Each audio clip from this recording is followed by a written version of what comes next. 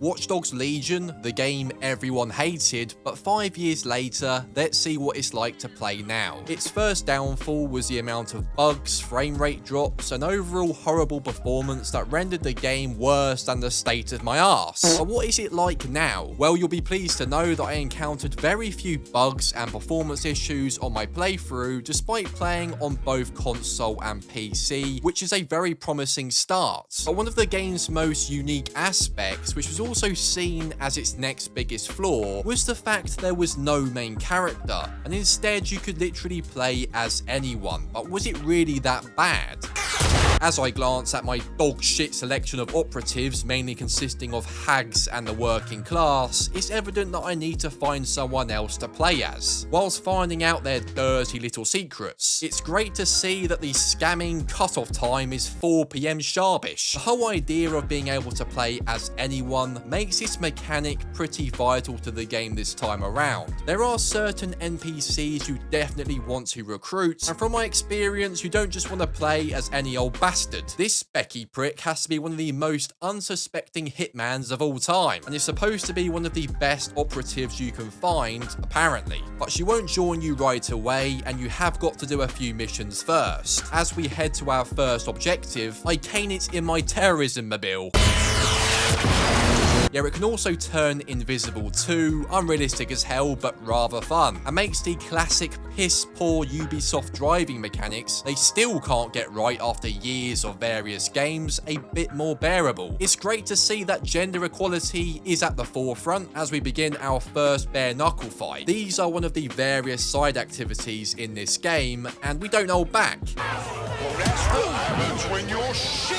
Combat might look cool, but it's pretty bloody basic. The animations are repeated more times than your nan turns on the damn kettle. I'm already sick of seeing these cheap, easy karate kicks that look absolutely shite. I wouldn't mind it too much, but it just bugs me that there are literally like 2 or 3 different animations in this game. Our final fight is against Rey Mysterio, if he chose the life of a crackhead instead of being in the WWE. But to be honest, bare knuckle fighting isn't terrible, but I'm not in a hurry to do it anytime soon, and nothing really ever compares to this back in the day. One more mission until we can play as the hitman, and I'm quickly reminded of how the physics aren't exactly good.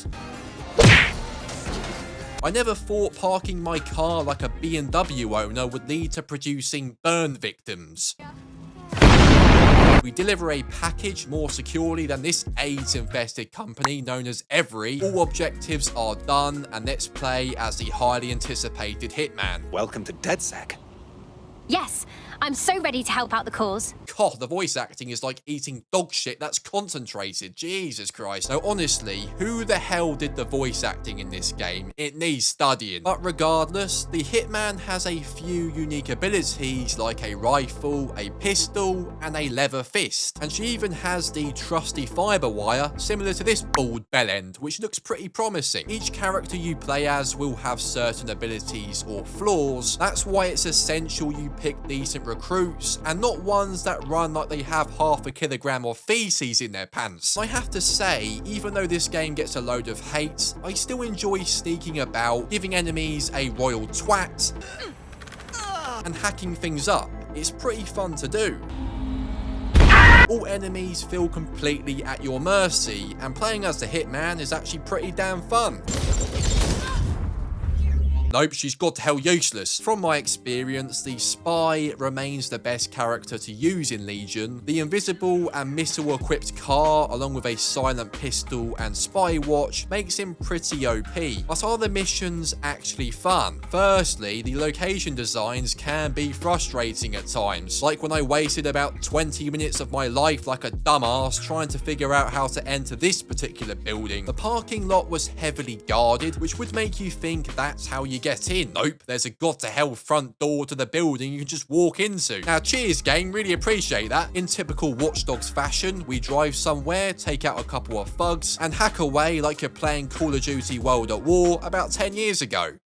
But there is one big issue I have to address, and that is the God to Hell minigames. I used to like them in the previous games, but in Legion, they've been injected with more roids and this knobhead. The size of some of them force you to use a God to Hell drone to actually solve them. They aren't terrible, but they do become tedious, especially when most missions force them onto you. But they do switch things up, like this mission where we hack into some rich Bint's house, and instead of peasants in the basement, we discover about 8 Captain Americas, then beat more bastards up, but then enter a cliche server room, but with a drone this time. I mean, this was actually kind of cool. So they do slightly change the formula every now and then, but things do get repetitive, although I do enjoy hacking enemies and delivering a royal twat.